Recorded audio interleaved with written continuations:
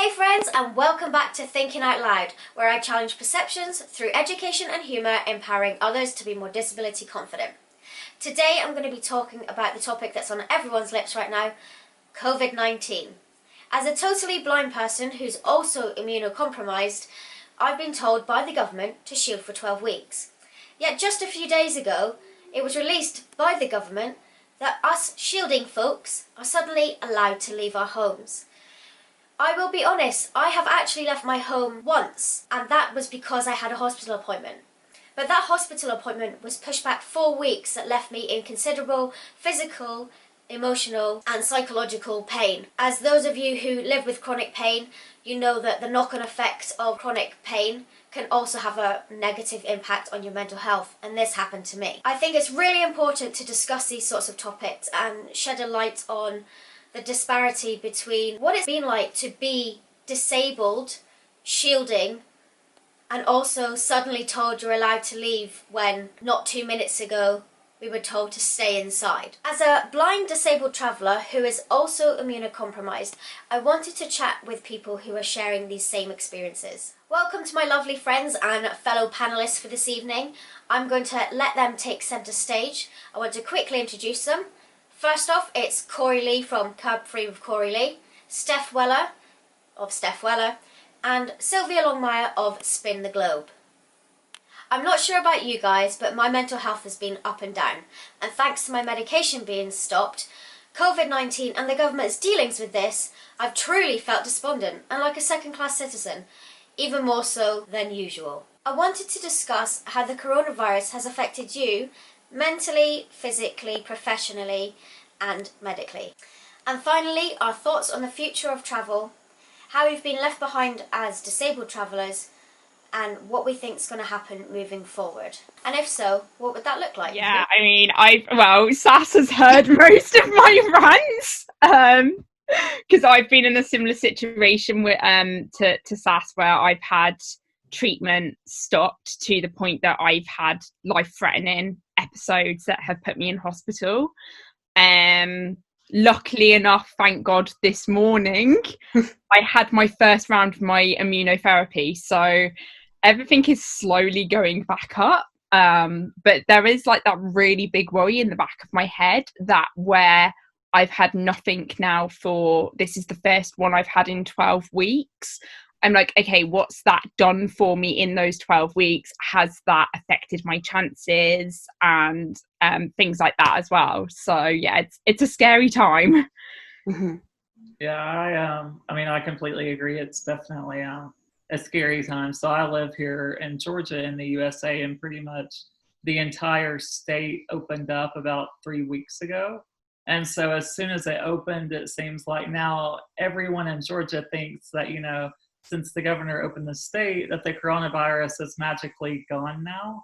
And so whenever I'm like trying to do like a grocery pickup or anything, I mean, I would say maybe 5% of people like have on a mask. It's a huge issue right now. And the main thing for me as a powered wheelchair user and someone that needs a care attendant full time is trying to balance, you know, getting a caregiver to come to my house and them feel safe, but also me feel safe that they've, you know, not had anyone around them for, you know, 14 days before they come to me.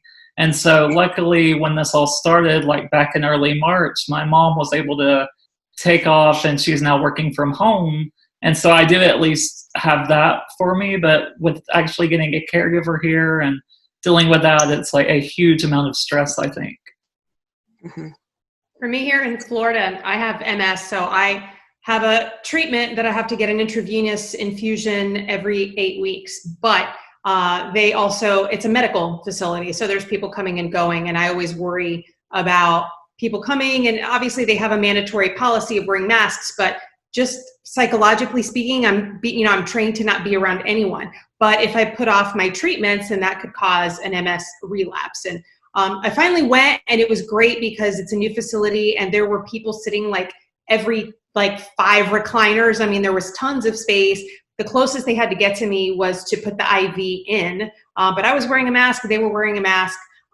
But you know, you hear a lot of in the news reports about people with conditions that are going undiagnosed because they're afraid to go to the hospital or afraid to go to the doctor. And I'm like, yeah, right here, I overdue for my annual MRI, which isn't a big deal. It's not an emergency thing, but I have a couple of procedures that I need to do that either have been postponed for me or I'm afraid to go get them done because I don't want to be around other people who are sick. So I'm lucky that I have the medicine available to me, but actually getting it into my body is not as easy as just going through the drive-through pharmacy, and picking it up in the drive-through and taking a pill. Like it's like a multi-hour thing and being around other people, and that's making me really nervous. Yeah, I'm really with you on that. And I think Steph's, including myself, I've just had to go through all of that here in the UK. So my medication stopped only for 4 weeks in retrospect to like maybe Steph. But for me, I have arthritis. My arthritis made me go blind. And for 8 years, I was a wheelchair user. And it got... Really? Arthritis can make you lose your vision? Yeah. I had no idea. Yeah, it's crazy. It's because it's an autoimmune condition and it attacks its cells. So is it rheumatoid arthritis or a regular kind of arthritis? I've got rheumatoid arthritis. So it's like juvenile. I got it from a child by sheer accident. I broke my arm when I was 7, and I didn't realize at the time that could be a catalyst for triggering arthritis. And we looked into my family history, and it took about a year of tests, MRIs, lumbar punctures, everything, to then finally diagnose me with arthritis. So then, yeah, so from my perspective, I've only been blind for about 6 years now, but I've had my condition since I was 8, and I'm now 29. So I've lived with arthritis for the majority of my life, but this medication is kind of the reason I'm not in a wheelchair full time, because I was for 8 years. And just having it stop for 4 weeks, it really made me understand and appreciate not only the pressure that the NHS is under generally, but how vital the service is for those with low immune systems or who are inpatients regularly, whether you have a disability or a chronic illness of any kind. And, I personally feel that my doctor put me, because he was the one that put me on the back burner, but didn't tell me why. And I, through logic, discussed with my GP that it is probably to do with COVID-19 and the precautions, but they didn't take into consideration how much of a knock-on effect not having that medication would be for me. And now I think I've actually got flare-ups in a new part of my body that I've never had before. And it just kind of shows that for all of us, whatever your circumstance, that people don't realize the impact that having a disability or an immuno condition especially can impact on a human's life. And when everyone's saying, oh, I just want to go outside and be free, I'm like, yeah, I'm not even allowed to leave my house because I've been told to shield by the government. But I've also not been allowed to leave my house to get my own medication. So turning up to the hospital for the first time about a week ago was absolutely terrifying, because I can't see, I didn't know what was going on. But they were brilliant. They know me very well, so they guided me through everything. But it makes me worried that people in power are kind of still, as they always have done, treated disabled people like second-class citizens. And instead of the pandemic kind of opening their eyes to the fact that we all need adjustments and support, it's like we've gone back to the dark ages. I feel like we've just been forgotten. I think Cory and I are on the same page when it comes to this, as far as the way that other people are behaving and not wearing masks and their freedom and, America. So I'm like, look, the thing is, I don't want people to have their freedom taken away, but and they say, okay, well, you have the choice, stay home or go out. And if you're immunocompromised, then stay home. Now, here's the thing. I could technically, if everyone else was wearing a mask, I would feel comfortable going out if, with me wearing a mask, because 2 people wearing masks reduces the possibility of transmission by, I think, at least by 70%. So in essence, by somebody else not wearing a mask, that is taking away my freedom and forcing me to stay home because, I can't go out because you're not wearing a mask. But people don't, at least here, people don't think that way. They're like, well, don't tell me what to do. And like, well, we don't, culturally speaking, we're just not groomed as Americans to consider people outside of our immediate social circle. That's a very general statement. There are a lot of people out there that are extremely kind and considerate and have no problem wearing the masks to be considerate of other people. But for the people who don't wear masks, it's becoming a political statement. And, I don't know, I could go on and on about this, but it's very upsetting because, Cory and I are certainly not used to being, confined at home. We're used to being out in the world and out and about, and it's hard enough for us that we can't travel, but just being, having our freedom taken away because somebody won't wear a mask and detracts from our ability to be safe out in public, like it's been very, very frustrating here in the States. Mm-hmm. I mean, exactly what Sylvia said. I mean, I agree 100%. In America, I mean, it really has become extremely politicized, like the wearing a mask thing. And I've gotten in like way too many Facebook arguments over the past like week or two. So I'm trying to look at Facebook less, but it's really, really difficult, as you guys probably know. But I don't know why it's so difficult, I guess. I mean, when that's the only thing we need to do is just wear the mask. Like, I'm looking out for you, you're looking out for me. Like, I think it's a kind gesture that anyone should be willing to do, but unfortunately, I don't know, they just won't. So I don't know what to do about it, or how we could make them see the light, I guess. And even when I've like talked with people and tried to stress the importance, and like, these are people that like I know and like love and like that are really, really close to me, and they still keep saying, oh, but they're taking away my freedom if I wear a mask. And it's like, they just don't seem to be getting it. And now, Sass, I don't know if you've heard of this. Now the latest is that you have some people claiming that they can't wear a mask because they have a disability. And the rest of us are like, you've got to be shitting me. It's Yeah. I mean, there's two conditions where you definitely shouldn't be wearing them. I only know that because I've got one. I mean, I have to wear a mask when I'm out and about, but I've had to be really careful going out and about now because I actually found out that wearing a mask can actually set my asthma off. And being spinal cord injured, where so I've got a connective tissue disorder which actually caused my spinal cord injury, and because of the level of involvement with my lungs as well, I don't have a proper cough reflex. So for me, like at the moment, because it's so hot over here, I've been trying to not go out. It's quite scary today actually, because I actually had an asthma attack in hospital because it was so stuffy. And they threatened to put me on the COVID side, and I was just, no, I can tell you now, it's my asthma that is kicking off big time. Yeah, it was just, it's a nightmare. I mean, they did my temperature and they realized straight away. They were just like, yeah, okay, it's definitely your asthma, because as soon as they done like my ventilator and everything else, everything was back to normal. I found that really scary, that they were almost ready to take your autonomy away from you. Yeah. You are, and imagine someone who, for example, in whatever capacity, isn't able to speak, and that they had an asthma attack like you, and in the form of they couldn't communicate. Imagine what could have happened from there. It's crazy, especially as well because mine's so, like, obviously, like Sass, my condition's so severe. I'm in the shielding group. Mm-hmm. So especially like as well, because at least I was able to tell them. I mean, they knew anyway from when I put my foot down to them yesterday. Mm-hmm. But the fact that I was just like, there's no way I have this because I've been shielding. Mm-hmm.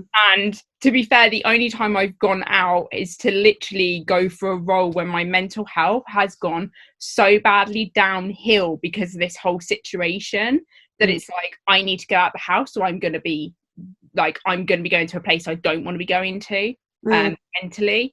And they were just like, oh, okay, this, that and the other. But it's just an absolute farce. And I definitely think that in terms of the shielding, and I know it sounds horrible saying this, but it's like, okay, it's for our own good, but at the same time, it's like they're completely forgetting, as they're thinking, the 1.5 million who need to be shielded. It's like, okay, we just put you in your house and then completely forget you. And that's literally how I have felt ever since I got that letter. Yeah. And I think that was another reason why I really wanted to talk about all the different facets of it, because I feel, and you brought it up perfectly, your mental health, like, declining. My mental health declined so badly that I spent 3 weeks almost every day in bed sleeping, because the other alternative was I was going to think of different ways to kill myself. Oh God, don't say So that. Oh my God. People are forgotten anyway. The mental health epidemic is a crisis state. And then you add on top of the fact that there's people like the four of us who are all shielding, who are all very active in not only our local communities, but so you three have all got like my gigantic platforms. I'm like a little fish. But even in my platforms, I'm out all the time, 3-4 weeks a day, even if it's just up and down the UK. I don't travel as vastly as you guys do, but I'm not at home. Just because I have a disability, I'm not stuck at home. And it feels like the government think, well, we're kind of keeping you safe and therefore that's fine, but they didn't take into consideration about people's mental health.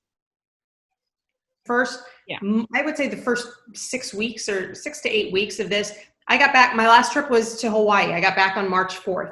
And through, I would say, the beginning of May, so most of, March and all of April, I've always been a positive person, happy person, never dealt with depression or anything emotional or mental. I have some anxiety, but I don't have to take anything for it. That's just because I'm a control freak. But I actually sank into a real, like, situational, what my friends who actually suffer from clinical depression described as situational depression. And I'm like, what is going on with me? Like, I would sleep for 12 hours and still be sleepy all day. I would sit and watch TV, Netflix all day for days on end.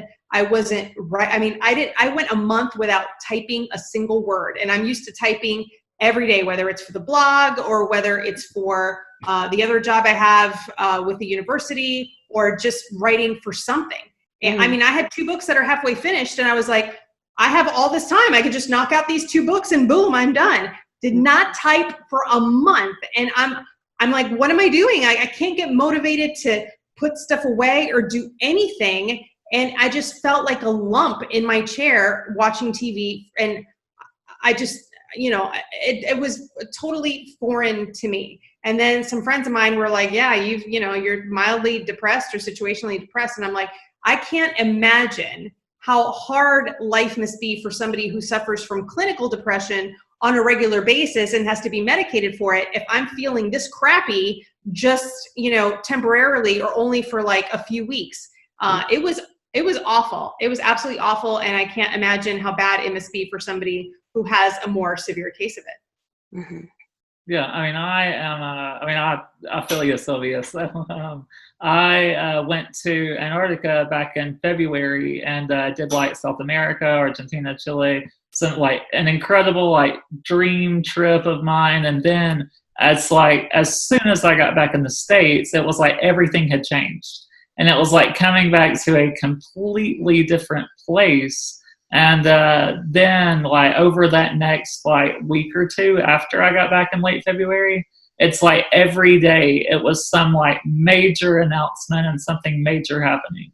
And so since I got back, I think I've written like 2 blog posts, and I'm like struggling to like get on it. Like really, like I really just can't find the motivation. It's like, I mean, why am I writing about these incredible places if nobody can even go there right now? Like, what's the point? And so that's kind of like what I've been struggling with. And I'm usually very, very optimistic, and like I try to be positive and like in a good mood all the time. And it's just like, I don't know if it's like just looking at my phone all day and like looking at scrolling Facebook all day or what, but I mean, it's definitely like getting it to me mentally. And I think that started probably like a month after I started like self-isolating. And so, I mean, as a travel blogger, I'm definitely used to being on the road, getting out there, like going to conferences and being around, 600 other people and just like having a good time. And now that, I'm isolating at home, like I've been doing these Zoom chats and a lot of stuff like that. And I'm trying to like be creative with the blog also and doing like some different things, but it's still such a huge, I don't know, it's just such a weird time, and I'm like every day trying to figure out like how do I process what's going on and what can I do differently about it. Yeah, that's really, really fascinating that we've all, in our own ways have struggled with this. And I think the people, able-bodied people that have never had any other conditions, mental health conditions, anything like that, I've got friends who are kind of almost coming to me for advice because they're like, Sassy, you've written about this on your blog, so do you mind if I just drop in a comment or two in your direct messages to ask? And I'm like, go for it. But then I've, as I said myself, I spent about 3 weeks where I completely shut myself off. And if, the only things that I really did of self-care was to have a shower every couple of days, and that was a stretch. And I think that people forget that mental health, and mental illness especially, because it's unseen, it is kind of even more debilitating. So they look at, the three of you guys in wheelchairs and me with a guide dog and think, oh, that they're a wheelchair user, their legs don't work. She's a guide dog user, her eyes don't work, that's it. But for the majority of people that have a chronic illness or a disability, 75%, as we all know, is invisible anyway. And health is included in that.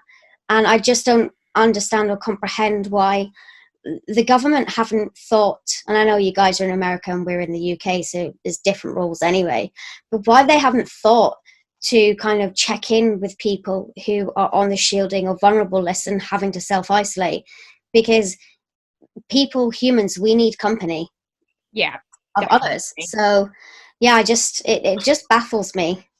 Steph, do you have anything to say? I'll be, and this is totally coincidental. I get my health care from two different places. I'm a medically retired veteran, so I have health care through both for military retirees, and then also through the Veterans Administration, and actually both of them, Humana Military and also the VA. The Humana Military called me yesterday. And it was a number I didn't recognize. I hate talking on the phone anyway, but I answered it because I was bored. And it was Humana Military calling to see how I was doing. And the Veterans Administration called a while ago to see how I was doing, both mentally and physically. And, they hadn't done that before because they never really had to. So I have really good health care, but I'm very lucky, and I know I'm privileged to have that in the United States. But I have had the medical services call me to see how I'm doing, if I need anything, if I'm mentally okay, physically okay, making sure that I have friends or family, that I can talk to and stuff like that. So I was actually pretty happy about that. That's really good. That's nice to hear a positive story, because honestly, every story I've heard so far has been so negative. So I'm so grateful that at least someone's getting the benefit out of it. Me too.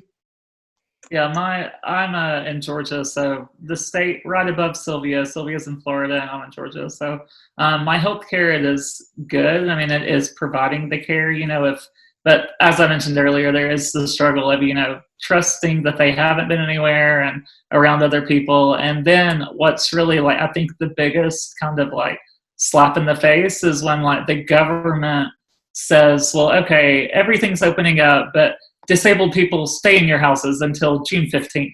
No. And that's why nobody that's able-bodied seems to they don't know why that's even a little bit offensive, it seems like. And so that's something that really caught me off guard when they started saying that. And I mean, I'm not a huge fan of the government that we have in the US anyway right now, but it's when that happened, it really took it to another level, I think. I spend a lot of time in the US, and I'm not a fan of your government either, so don't worry. But are you Australian? Sorry? Are you an Australian? No, I'm from the UK. I live near London. Sass lives one side of London, and I'm the other side of London. So. Oh, okay, I hear your accent, and it sounds Aussie to me. So I sound Aussie to everyone, apparently, apart from my own family. So sorry, go ahead. I'm sorry. But yeah, no, I mean, with the whole thing. I mean, even in the UK, everyone's just like, oh, you know, I mean, the one thing that I find deeply offensive is when people my age have just been like, oh, it's only the vulnerable that are going to get ill. It's only the vulnerable that are going to die and this, that, and everything. I've had friends say it right around me, and I'm literally just like, you do realise I have been told that if I get this thing, it will kill me. And it's like, especially as well when I've already got, I'm trying not to cry, especially when I've just recently been diagnosed. I got diagnosed in February actually with a condition that potentially could kill me anyway, which is why I'm on immunotherapy. And it's just so difficult because it's almost like it almost feels like I've had triple whammy, because I've literally had like all of my normal care with my physio and everything else stop, and that's made my connective tissue disorder deteriorate. But then I've also had all my immunotherapy and my transfusions stopped, and it got to the point where I ended up in hospital after having seizures, and the doctors there were like, yeah, it's your condition, that you should expect it to happen right now. And that was really difficult for me to like take in, because it was just like, I don't want to be here as much as you guys don't want me here, but you know, what else can I do, sort of thing. It's so difficult. It just feels like we're almost forgotten, and you know, that they just expect us to deal with it almost. And it's like, actually, we still need our care, we still need our treatment. And it does just, I mean, when you see everything being ploughed into fighting the virus, and that they're forgetting like people who need surgery, who need treatment, this, that, and the other, it's like, yeah, you do wonder how many people are like, this is actually going to end up killing, not just from the virus, but from the fallout almost. And it kind of almost feels like that anyone who doesn't die from the virus but dies because they can get treatment because of that is almost like collateral damage. And that hurts. And that's very scary as well. Yeah, I feel like, obviously, I'm not very aware of your like healthcare systems in the US, so I don't want to say too much about that and get it wrong. But within the UK, we have a good health system, and for the majority of the time, it works extremely well. But now this all being put on top of us, but we're being put on the back burner. I'm very much with Steph that I genuinely haven't seen people, even with just, say for example, in the blindness community, those who are maybe not compromised, but they're being left behind because they're the people generally were, you know, going to shopping centres to get their groceries, and they were being turned away because they were like, well, we can't assist you, you're blind. And it's like, yeah, but I've just come all the way here. And then, you know, they'd go home and then go online, and the website would say, oh, there's no slots available like for the next 6 weeks. And it's like, okay, so I've turned up at the shop and there's nothing there. I've gone online, there's nothing there. And then you've got the added kind of disadvantage that blind people and visually impaired people are sometimes, with the queuing system, especially those who have guide dogs, their guide dogs are trained to just walk to the shop door because they don't know how to queue. It's the human that knows how to queue, and they give them the signal. But when you don't realize there's a giant queue that's going all the way around the back of like a supermarket that's like the size of an industrial park, and you're just walking up the normal entrance, people have had abuse thrown at them because of that. And I just think, although I'm going off tangent from the NHS specifically, it makes me very worried that we're taking a massive step back in time. You guys with the ADA, and I know that that's not even great anyway. Us with the Equality Act, and again, that's not great because there's so many loopholes and problems with that. But I just feel like where I at the very beginning was optimistic that this could be the kind of the changing point for able-bodied people, the government, the people in power and politics, to see that not only can we contribute and we've got stuff to say, and we're great humans, but making things accessible in and outside of the home can be done at a very low cost. And now it feels like, well, all the able-bodied people want to go back to work, so goodbye disabled people. Yeah, Definitely. I mean, with one of my jobs, one of my biggest contracts, with the blog, and it's how I got my consulting role. Actually, all of a sudden, we've gone from work from home. All of a sudden, they want me back in the office, and it's like, well, hang on, I'm in the shielding group, so actually, hun, no, I can't, and you can keep on using Teams when you need me. And they're like, no, we don't want to use Teams. We want to use Teams for the redundancy thing and this, that, and the other that's still going on. I mean, I know quite a bit about the ADA, and I know the ADA isn't great. I mean, there's some areas of the ADA that are a lot better than the Equality Act that we have to deal with, especially in terms of travel with airlines and things. Oh, you got way better rights than we do. Oh. Not that they pay attention to that, of course, because I know that both you guys, Cory and Sylvia, have had to stand your ground quite literally and say, I'm not moving off this plane, taking my wheelchair to the door. Whereas you do that in the UK and they won't do it. They're like, they just flounder. It's horrible. See, this is where I'm quite lucky with my wheelchair. I'm very lucky with that chair, to be fair. My chair can go in the overhead lock on any aircraft. Which is nice, but it does cause a bit of a kerfuffle at some airports. There's some airports that demand it goes in the hold, and it's like, no, that's not going in the hold, hun. Go away. You're not touching my chair. But no, I mean, and this is the thing as well. It's a lot of people are already talking about travel and this, that, and the other, and how airports are doing X, Y, and Z. And there's a lot of stuff that is being implemented at Heathrow. And one of the things that when I read about it, and I know people at Heathrow on the board, and I've actually said to them, I was like, it needs investigating, because as a disabled person, it's actually very scary, is all this sort of technology, like the smart technology, like how they're going to minimize as much contact as possible. And they are looking at doing hands-free security screening. Now, I'm not allowed a metal wand to be placed over me because I've got two implantable medical devices in my body. And one of them, you put a wand over it and I'm in big trouble. And the other one is a nightmare to fix. And I said to them, I was like, so how's that going to work if a wheelchair user who's got an implantable medical device turns up? How are you going to do a hands-free pat down? It's just not going to happen. What have you guys got over in America? Is there anything that they've said or you've read or heard so far about their protocols? I've been avoiding trying to figure it out. Cory, have you heard anything?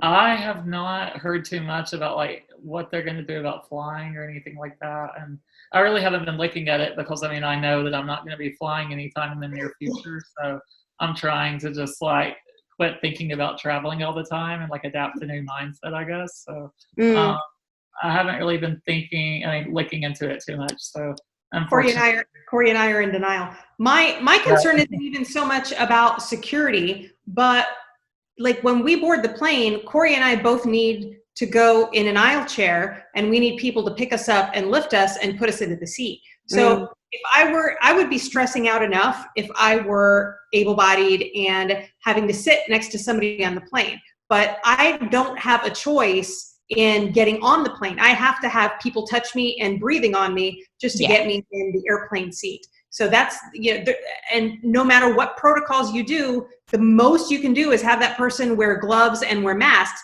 But are they going to be switching their gloves every time that they have to go get a different person? And people are going to tend to get complacent or lazy. So even if they're wearing gloves, they're touching multiple people with those same gloves. And I don't know if they're using, different masks every day. So that's, part one. I hadn't even thought about going through security and getting a pat down. So there's all sorts of stuff that I'm like, I'm not getting on a plane for, who knows? Unfortunately, I already know when I'm getting on a plane. So fortunately or unfortunately, it's quite nice in a way that I doing what I do, because it means I have got a little bit of a head start on what to expect and things like that. But like you guys, I'm a wheelchair Charlie. If I'm very lucky with my chair actually, because before I got the chair that I've got now, I had to be carried. I had to be put into an aisle chair and things. Whereas now I'm quite lucky. Where if I'm savvy with my seat selection,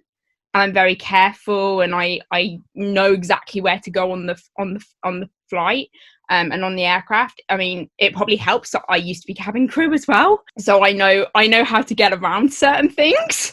It's one of those things where I'm quite lucky in that as long as it's an air bridge, I don't need the aisle chair if I'm savvy with seat selection, which is great, because anyone that's ever been in one of those aisle chairs knows that whoever designed the things clearly hasn't been on an aircraft in an aisle chair, because they're often too small for the aisles. They're horrible. I mean, this is half the reason why I am so glad about my chair, because the amount of times that I nearly end up out of that chair because they've tilted it wrong, or they've just bashed me, or this, that and the other, and it's like, I'm not exactly a big person. Right, Cory? I didn't break a leg, but they did pick me up, and they like dropped me. Jesus. So What? They like dropped me one time on like the aisle chair, and then another time on like the armrest of the plane seat. Oh my god. Oh my Yeah, gosh. it did not feel good at all. See, this is where they need things like eagle lifters in every single airport, because eagle lift, I mean, I had to use one when I was first spinal injured, just because I lost so much upper body strength, but I've been lucky in that I've regained it. But I remember when I used to get an eagle lift, it was like the best thing ever, because I knew I was going to be safe. I knew that I wasn't going to be dropped. I think the worst things that have happened to me have been the hoist not being put on properly when I had to be lifted before I managed to get all my strength back, but also the fact that my old wheelchair, every other flight would be damaged in some way, which is the whole reason why I shelled out £17,000, which is about $23,000 on 2 wheelchairs that can go in the overhead locker, because it was like, I get them, it means I can still do my job. Which, but that in itself doesn't even be like that. But yeah, that in itself is crazy, and that the fact that, you know, a wheelchair being used by an individual, for it to not be damaged, you've had to shell out that much money. Like a wheelchair in general costing so much money, and yet, you know, a laptop costs nothing in comparison. And yet lots of people have to fund their own wheelchairs and power chairs and everything like that. And that really baffles me too. I had to fund my Tiger FXs. I had to fund both of them because the NHS wouldn't fund them. They were going to give me a wheelchair that I wouldn't have even been able to push myself in. Which, yeah, I mean, it's ridiculous. I mean, the next problem I've got is because my EDS is trying to persuade them to fund a smart drive, which would mean that I can turn my Tiger into an electric wheelchair while still being able to put it in the cabin. Right. And the likelihood of getting that funded is pretty much zero. So, I mean, we're looking into other ways of being able to do it, because we have schemes in the UK. Sass, I don't know about this. I don't know if what America's got, but we've got a scheme in the UK called Access to Work. So that's one of the options that I'm actually looking at right now to see if they will fund it, just so I can I can keep traveling and keep doing the travel blog. But yeah, it's super scary, because you just almost feel like, especially with some of the projects that I was working on before all this kicked off, you kind of almost are like, oh my God, right, so COVID's happened, what's going to happen to those projects? The fact that, you know, our health system is forgetting us all. What's it going to be in terms of companies as well?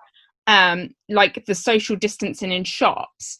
The thing that really is worrying me right now is certain shops like Primark, and there's a couple of department stores and things, they have specific till points that are accessible. And one of the things that worries me is, if there's obviously with the whole social distancing thing, are we going to be expected to queue with everyone else now instead of just being able to go straight to those till points? Or are companies actually going to keep those till points available for disabled customers? It's really worrying. Yeah, I profess I haven't really traveled too much in America. Is that like the same for you guys? Is that worries of yours? I don't leave the house to buy anything, so not so much on my case. Plus, my chair is really narrow, so I'm able to get groceries delivered to my house. I've been doing that for about 5 years, and anything I need to buy, if I can get it on Amazon, I get it on Amazon. I don't remember the last time I went to a mall to buy something. Occasionally, maybe if I have to go to Target, which is like just a huge, superstore over here. If I have to go there, but I mean, maybe once a year. If I have a gift card or something. So for me, it hasn't been as much of an issue because I don't have to shop in person. I think it might be more of an issue for Cory because he lives in a more rural part of Georgia. So I don't know. Cory can talk about that. I don't know if he can get stuff delivered like I can. Yeah, so they actually won't deliver to my house. Amazon will, of course, and let things in the mail, but it's not that rural. But compared to Orlando, it's all relative. Yeah, Orlando's got pretty much everything there. Most of my time is spent actually out in Miami when I'm in the US. So that's a crazy place. yeah, it is a crazy place.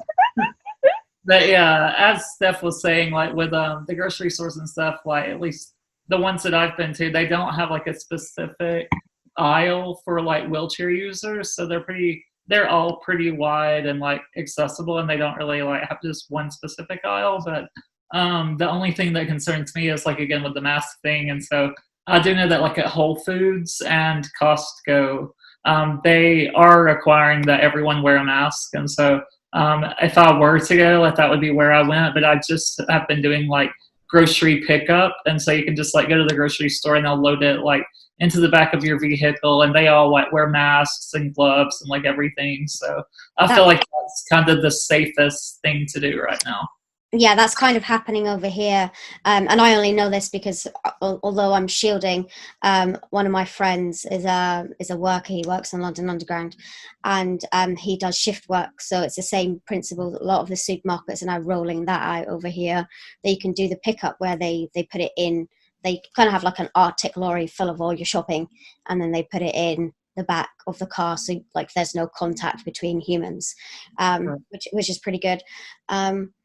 Just quickly, just because I'm curious about this and all of your viewpoints, going back to travel and just say, for example, not on COVID-19, but would you, I'm thinking about how wheelchair users in general have to manage just getting on the plane with the assistance. Would you be open to the idea of having like wheelchair seats on planes like you do in like buses and stuff? Oh, I am all for it, 100%. Like that would be my ultimate like travel dream, would be to just like stay in my wheelchair. I think it would eliminate the wheelchair getting damaged. I mean, I have SMA, spinal muscular atrophy, so my muscles are pretty weak, and like even getting into the aisle chair and then into the plane seat, it usually takes at least like 3 people to help me get transferred.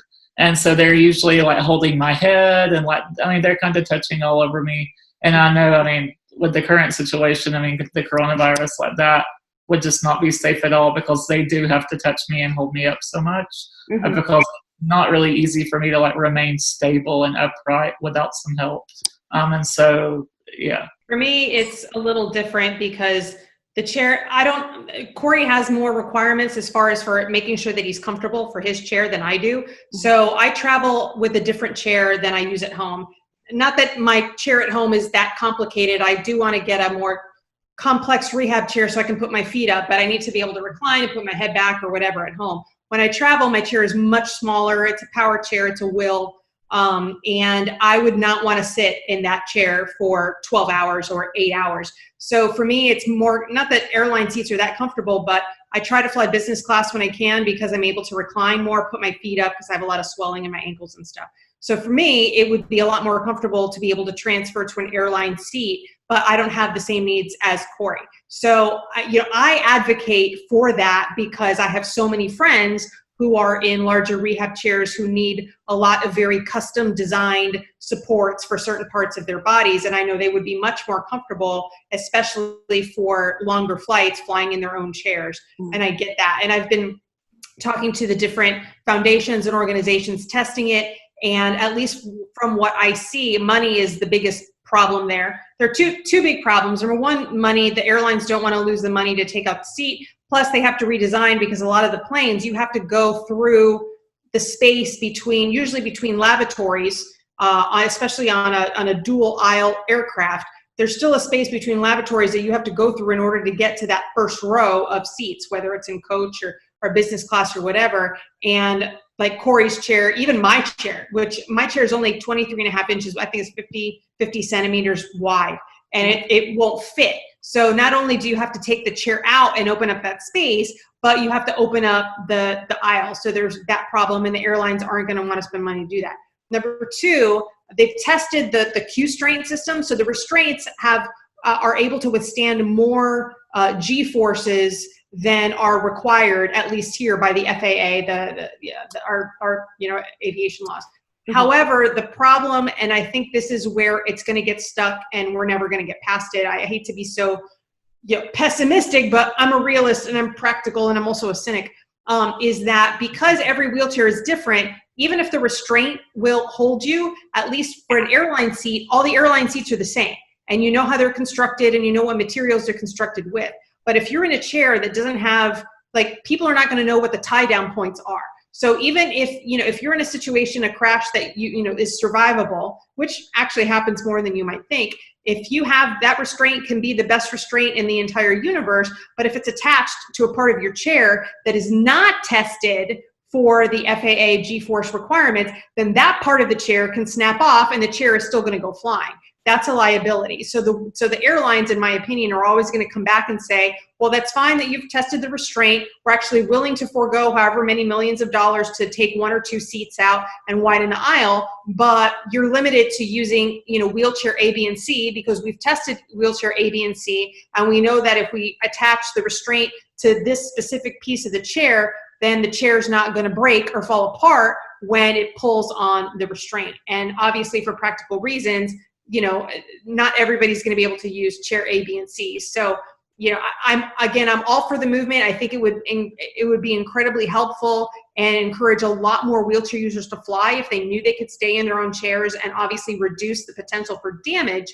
But from the airline liability perspective, they're not going to run the risk of a wheelchair that they don't know if the wheelchair is going to come apart or break apart if there's, a really strong G-force on there. And I don't see a lot of people talking about the wheelchair equipment aspect of it, just the airplane and restraint aspect of it. There is a lot of talk going about the wheelchair aspect of it. I only know this because I, as part of my contract and consultancy stuff, one of the projects that I'm working on alongside Airbus at the moment is to do with wheelchairs and accessibility.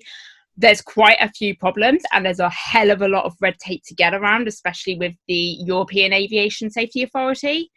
So restraint systems being one, especially with different wheelchairs. For example, my wheelchair, because of how it folds, is not allowed to be tied down whatsoever. I'm not even allowed to travel in a moving vehicle with it.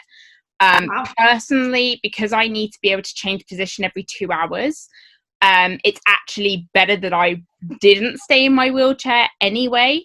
So I travel business and first class all the time, wherever I'm going, just because then I've got the recline to be able to sort of move myself and transfer and things like that. The big problem that a lot of people aren't speaking about is when it comes to electric wheelchairs, which is the batteries.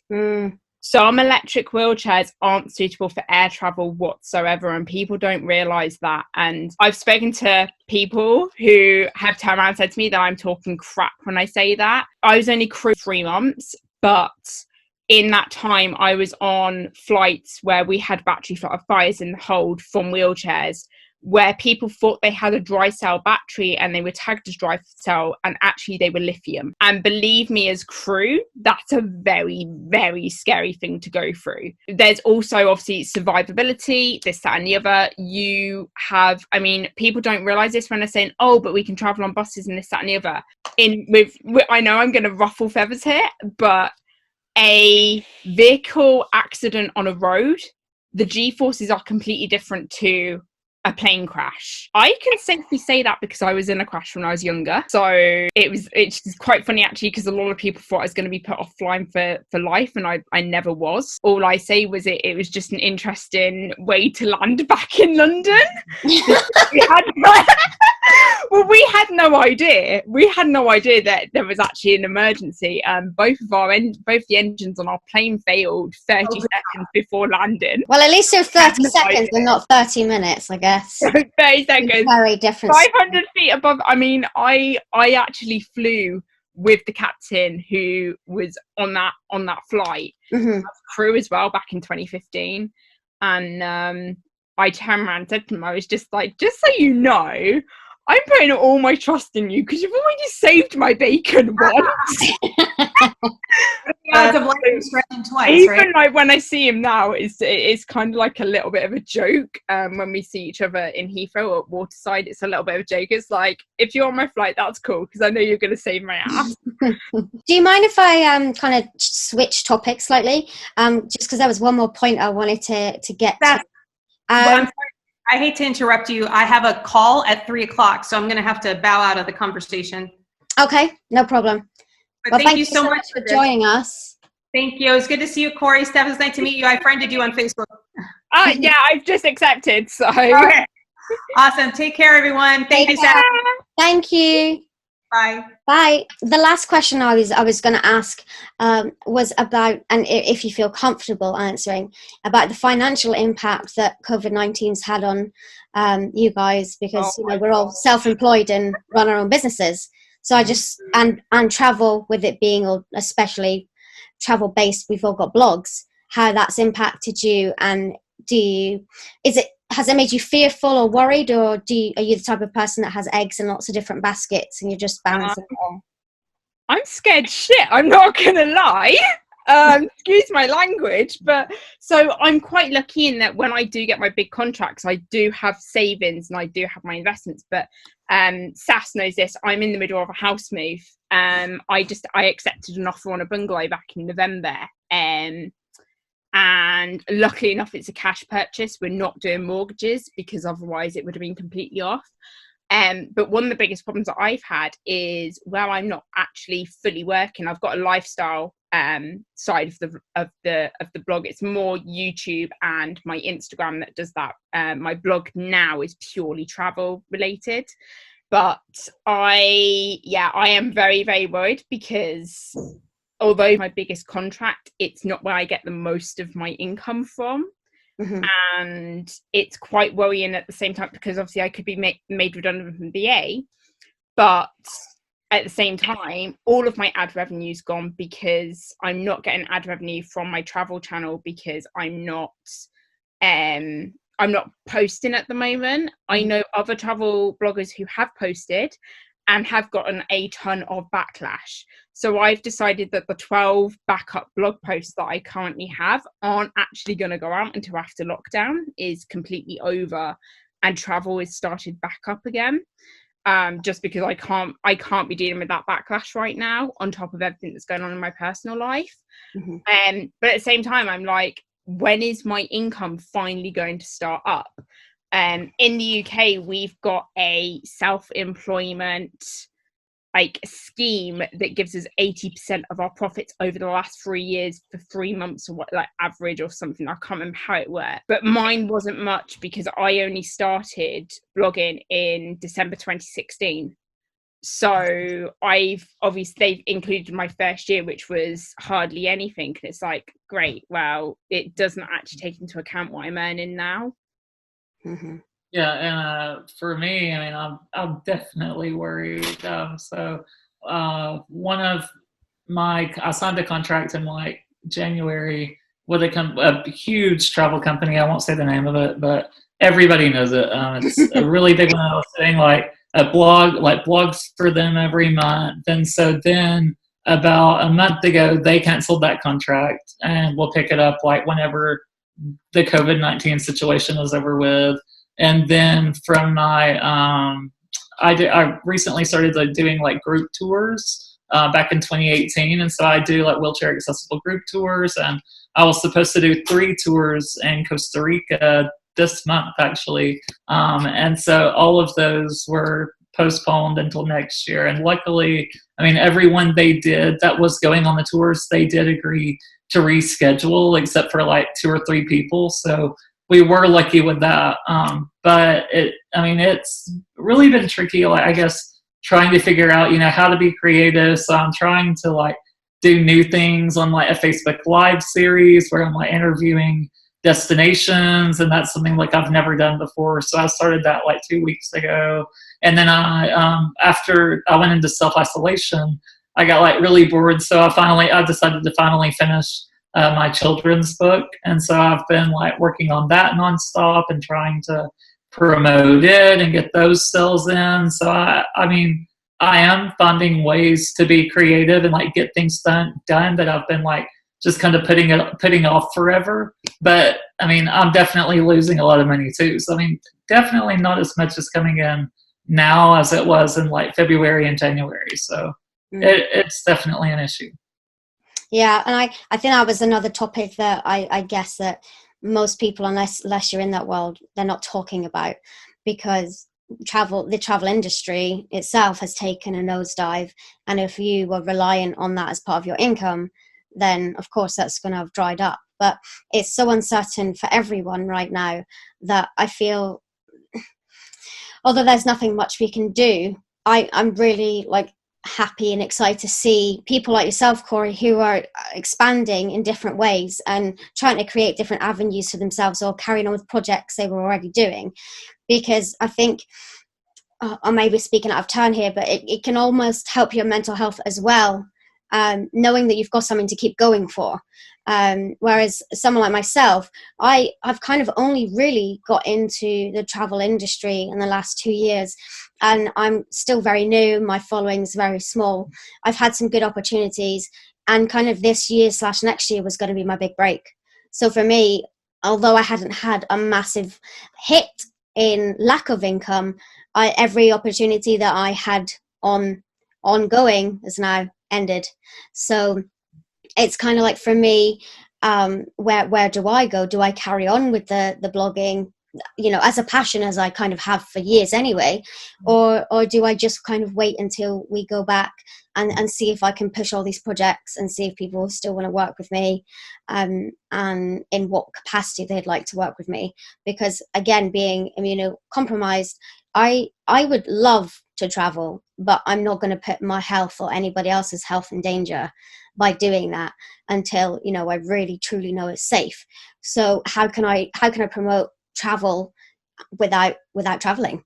And I thought I was really interested in what you were saying there at the beginning, Steph, how you've almost dried up all your content on purpose because of the backlash, whereas I feel I've slightly become the opposite. I'm not posting on social media very much, but because I had so many projects ongoing, all the kind of YouTube stuff that I was doing, because that wasn't income based, that was more a side project to build up my own portfolio. And I'm pushing those things out because they're, the odd UK break or whatnot, but they're still travel. And apparently, like, some of the stuff I've been seeing online is some people are actually wanting travel content purely for the fact of escapism. Yeah. If you're almost thinking, I don't want to because it seemed insensitive, I would honestly almost do the opposite and push stuff out and see where things take you. You never know, your income and your views and everything might increase. It probably will still take a hit just now.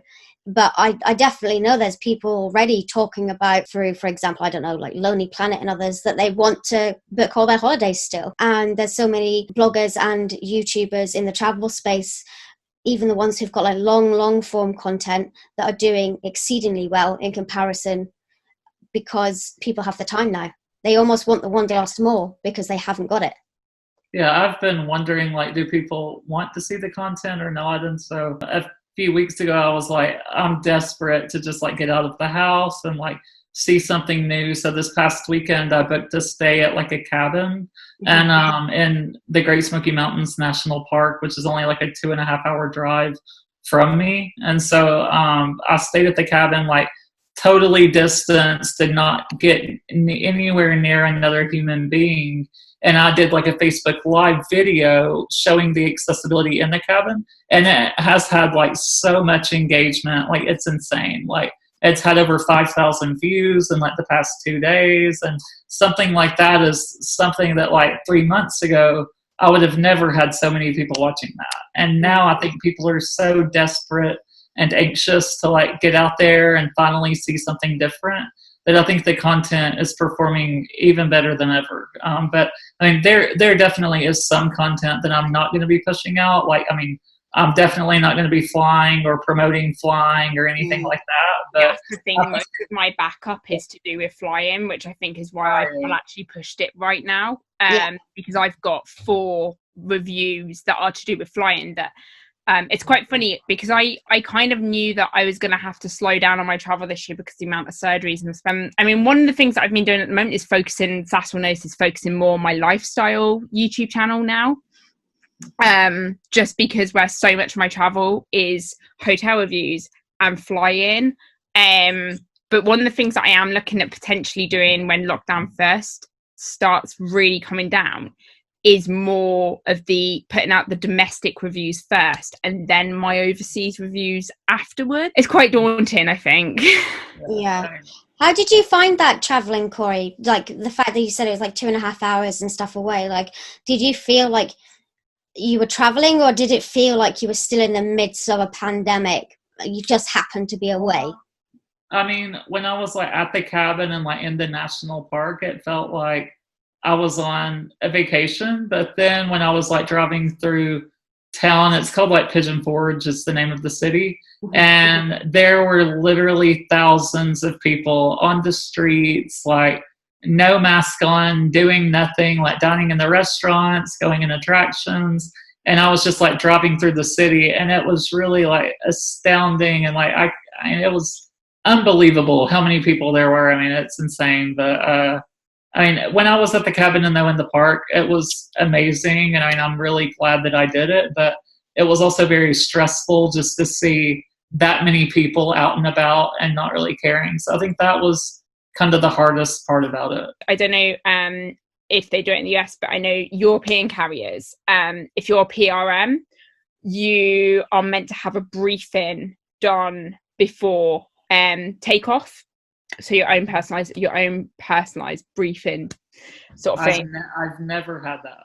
You've never had it? Oh wow. Okay, I don't know if the FAA have something different, but in Europe you're supposed to have a briefing done before just in case of emergency and things. Where the cabin crew come and speak to you personally? Yes. Yeah, I have that, yes, yeah. BA are the best at that, but I've been on, because I tend to do budget airlines because of my budget. But yeah, no, BA is definitely the best for that. I was just going to say, I have had that done in Europe, actually, but never in the US, I don't think. Yeah. It's an EASA directive for PRMs and passengers with any additional needs and things, which I hate the way they word it. I absolutely hate the way they word it. I'm just like, no. That's a different question or topic, I guess. Do you identify as a disabled person, and do you use like person first language or others? I always say that I'm a disabled person. Mm-hmm.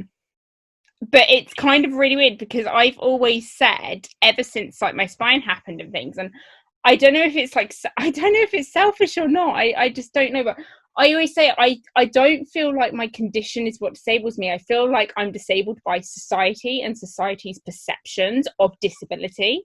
Yeah. Because the majority of the stuff that is, I mean, let's face it, in terms of Equality Act and accessibility in, you know, the in quotation marks, I I kind of feel like it's made up by people who just haven't got a bloody clue whatsoever. Mm-hmm. I mean, you've only got to, Cory, I don't know if you've ever been to London, but you've only got to look at the London Underground, and it's a fucking pain in the ass.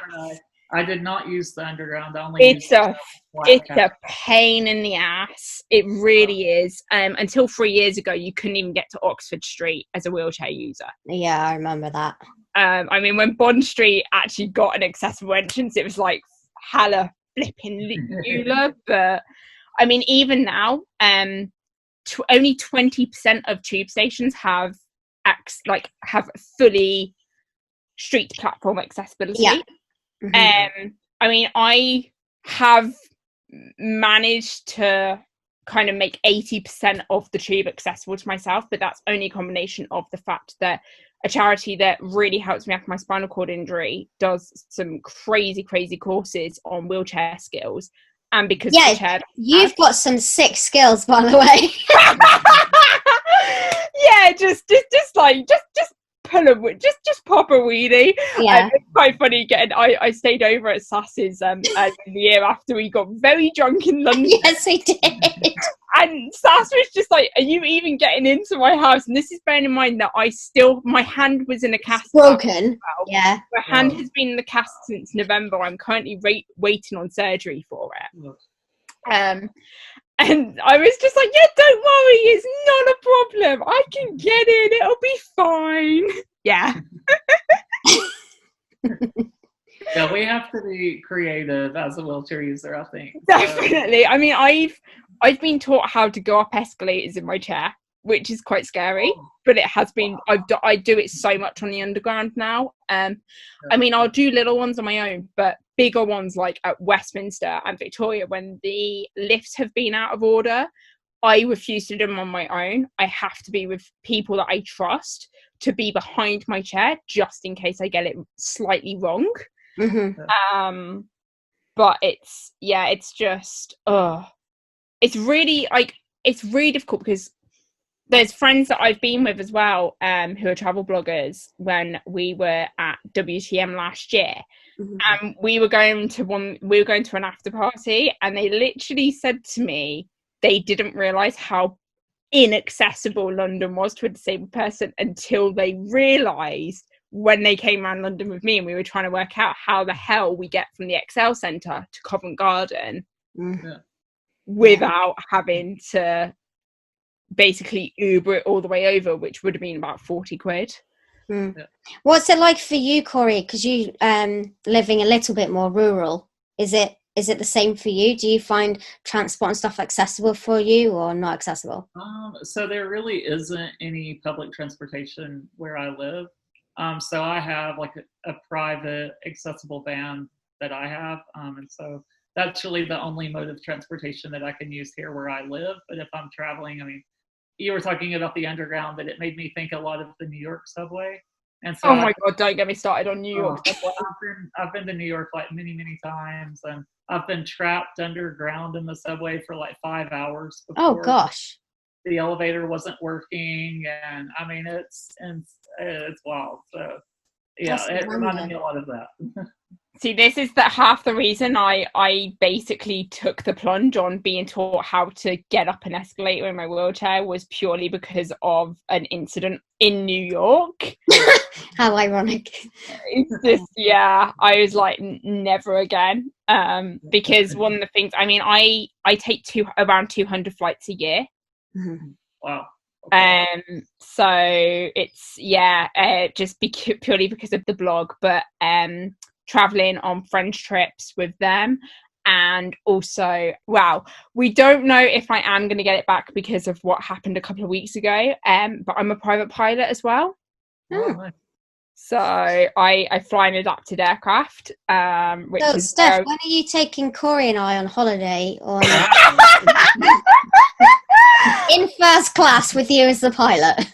First class for me is oh my god, it's only a little paper that I fly. I know, I'm taking the mick, but I know. Oh my god, do you know what though? I do. It's quite funny actually because the girls and a couple of the lads down at Ability, they organised for the Piper that I fly to be flown across my house the other day. Oh, that's amazing. I was like, oh my god, and it's really difficult because we're right at the bottom of the runway for Farnborough Airport, which is it's a restricted air zone. And normally you're not allowed to fly over Farnborough Airport unless you get specific permission to. Yeah. And they managed to get specific permission to fly over, and I was just like, there's my plane.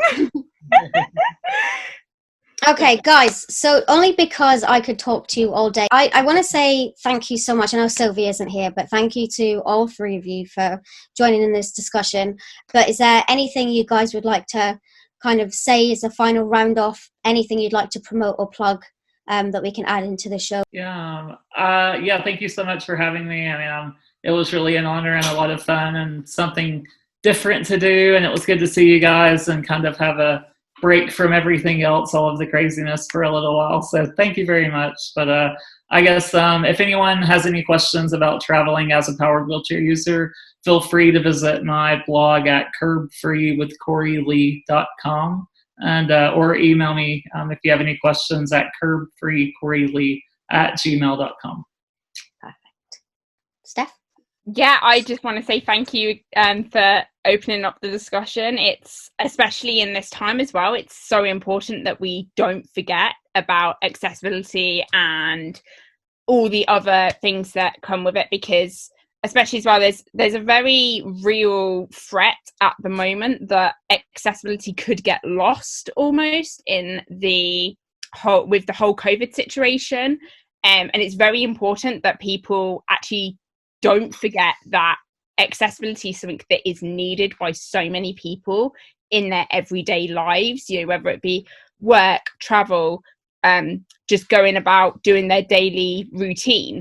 But yeah, thank you so much for having me. And for anyone who has any questions specifically about luxury travel as a disabled person or as a wheelchair user, check out my blog. It's just search Steph Weller in Google and it will come up straight away. So perfect. Well, Sylvia isn't here to say goodbye, so on her behalf I'm just going to plug her blog, spintheglobe.net, and she's Sylvia Longmire on most platforms, or Spin the Globe.